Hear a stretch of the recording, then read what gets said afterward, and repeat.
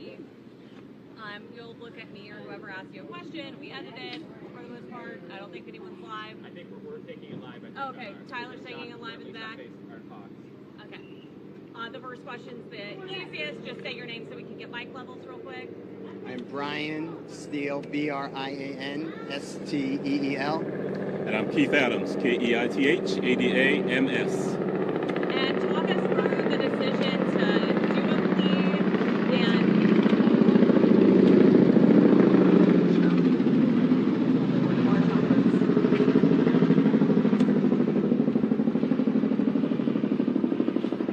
All right, if y'all don't mind talking us through the decision to make a plea and just how today ended up going and transpiring.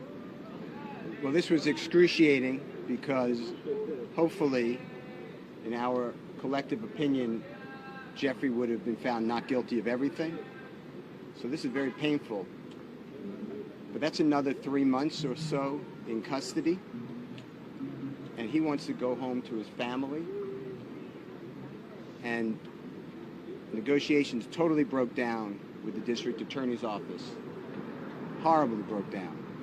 And at that point, we believe that justice would be found with the honorable court. And Jeffrey just wanted to go home. How agonizing it is to know that we've spent a year trying a case where the prosecutors have put on lies, knowing lies, hiding evidence, is insane in 2024 in the United States of America. And the only reason that this got revealed is because of you people. You people brought the truth to the community because nobody knows this. This is not the only courtroom it's happening in, and I just want to thank all of you. I especially want to thank Jeffrey for letting me represent him. I think he's a wonderful person who does wonderful things and will continue to do things even greater. I cannot express to you how Shaquille Kokomo, how Trisha Renard, how Haley, how my wife Colette, how Bram, how countless people, but especially Miss Courtney Edwards, has worked without sleep for 3 years representing Jeffrey and helping him. I will never be able to stand with anyone more ethical, honest, hardworking, insightful, intelligent, and kind than the Honorable Keith Adams. The gentleman to my left is the best lawyer in the country. Mr. Shields, do you think prosecutors negotiated in good faith at all during any of these negotiations? Let me take this one. Let me answer that. The short answer is no. This is a case that possibly could have been resolved if folks were reasonable. But we did not believe that we could enter into good faith negotiations with people who wanted a case resolved in a manner simply to save face. And Jeffrey Williams was not going to say things that they wrote for him, that they wanted him to say, that was their theory when it wasn't true. And so, good faith, no.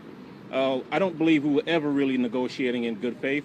And you've been here the past year that this case has been on trial. You've seen the numerous motions for mistrial. You've seen the behavior of the state. You've seen the dishonesty. You've seen everything being hidden. You've seen things come out in court, in front of you.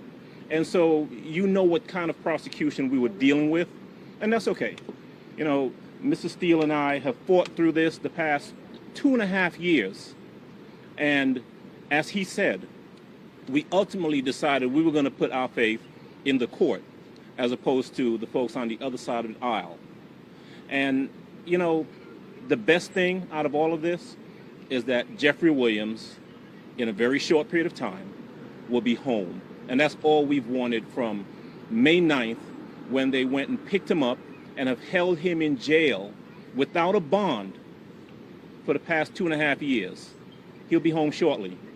Keith and Brian, this either one of you can answer. I have 2 questions for you. First off, you go into a blind plea, you don't know, right? There's nothing for sure. What was your emotions like when you guys went into that? I would imagine the conversation. Can you kind of take us into the room before you went out into court, what the conversation conversations were back and forth. Obviously, I know there's attorney-client privilege, but it's a big decision.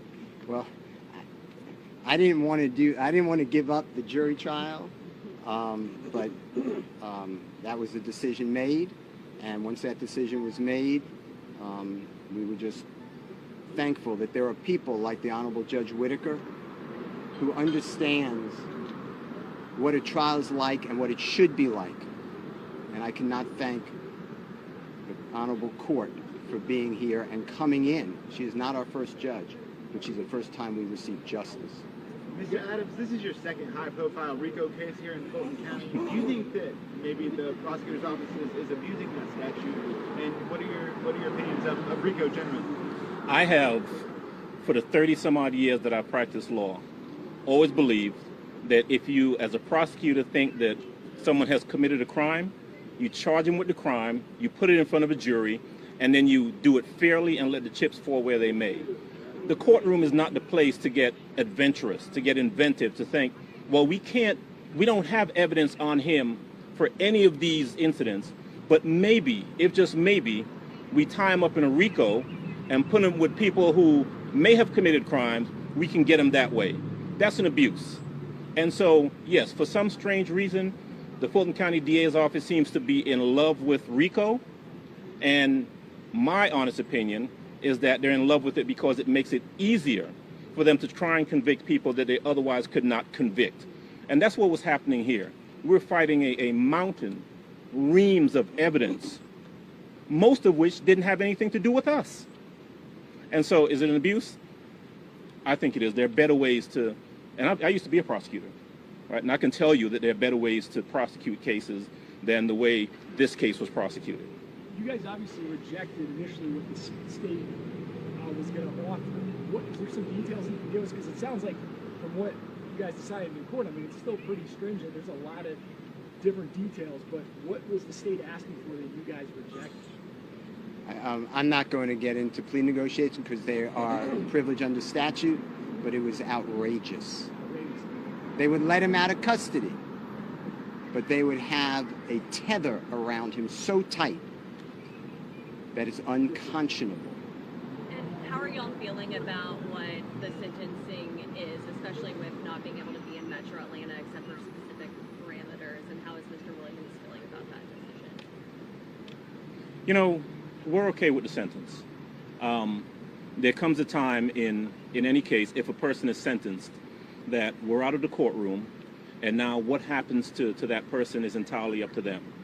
Jeffrey Williams is a fantastically talented man. He is a great person. He's become a great friend over the course of the last couple of years. And he has the ability, the incentive to go forth and do everything he needs to do to put this behind him. And we're confident that he will. One of the questions you asked a little earlier was, what was that feeling like, stepping into a courtroom to do what's called a blind plea, not knowing what's going to happen? You know, it's a scary feeling for all involved. There's probably no feeling quite like that other than sitting in a courtroom waiting for a jury to come out and tell you what your fate is. But we walked in there knowing that we were in front of a fair tribunal and being comfortable that the right thing was going to happen, and the right thing did. What do you think about your client just serving as a role model? Obviously, as part of the agreement, he's going to be participating in the community, doing events, things like that. Obviously, he has a huge reach for what he does for a living. I've known Jeffrey Williams. I've defended him for over a decade. I have been with him where we go to young children, children in need, children who are going down the wrong way. And he tells exactly what he's going to continue to say. He tells everybody, this is not a good life. We have to stop the generational disaster that is plaguing the community. And although right now I'm successful, I'm a product, but every one of you can get out. And he always stresses education. Jeffrey Williams is a great person, a great role model, and he will do even better now, hopefully, if you allow him and his words to get out. As far as how Jeffrey's feeling now, he knows my feelings, which I'm not going to reveal for attorney-client privilege, but this is not the same as a not guilty verdict. That should have been rang. But nobody here wakes up every day on a concrete floor that they're calling his bed, gets up at 4:15, gets shackled at his feet, his waist, and his hands, comes to the Fulton County Courthouse to be on concrete, eating out of a bag. Doritos is his meal of choice. And then coming to a courtroom and sit there with a leg chain on him every single day and hear lie after lie. So for Jeffrey, go home today and not have another 90 days or 120 days of it, he is very happy, thankful to the honorable court. So to answer your question, this was not what I wanted. I don't believe that it is just, but I believe that under these circumstances, it is justice for Jeffrey Williams, and he is delighted, as are we, and thankful. Can I ask you, you were standing right next to him as he was addressing the judge. What seemed like a very sincere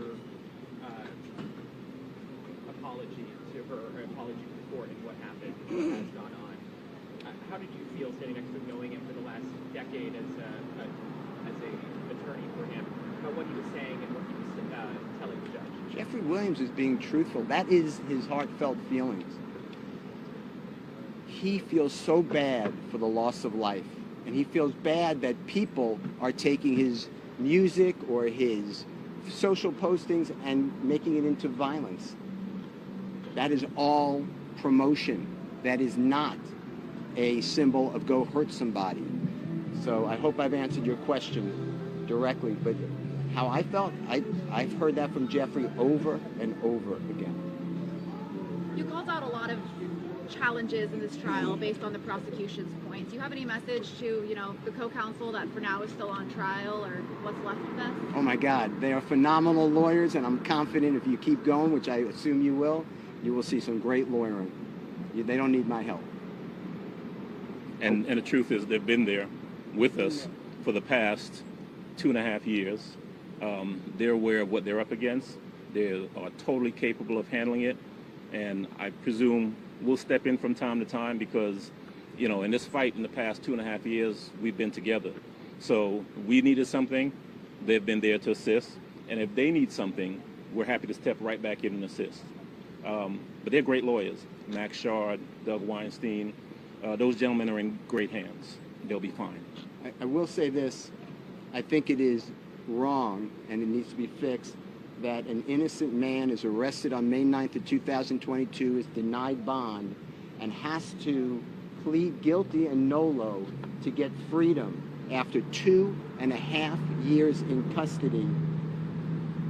That should not happen. Nobody should be on trial. Jurors, think about what they're going through. Nobody should be on trial like this. And if Mr. Williams didn't have the resources, this never happens well for anybody. So I think it's an abuse, to answer the AJC's question. I think it's an abuse of the statute of RICO to do this to people. Is it fair to say you don't believe justice was served today? I believe that Mr. Williams is home, and I'm delighted. Justice would have been served on May 8th of 2022 if the grand jury no-billed his indictment. That would have been just. And it's wrong to be under investigation. He's been under investigation for 15 years. 15 years by task force of federal government and local government. Think about that. Think about your children doing that.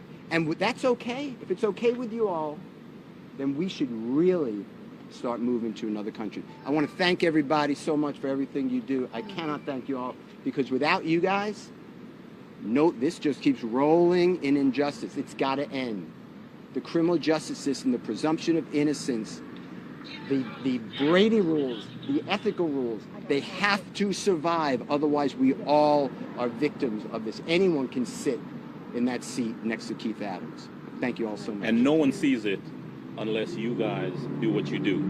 But I tell you what, there is a whole world of people out there who have watched this trial over the course of the past 2.5 years. The past year that we've actually been in the courtroom trying the case, who are much more educated to how things work, and unfortunately, sometimes how things don't work. Thank you guys. Thank you, everybody. Thank you.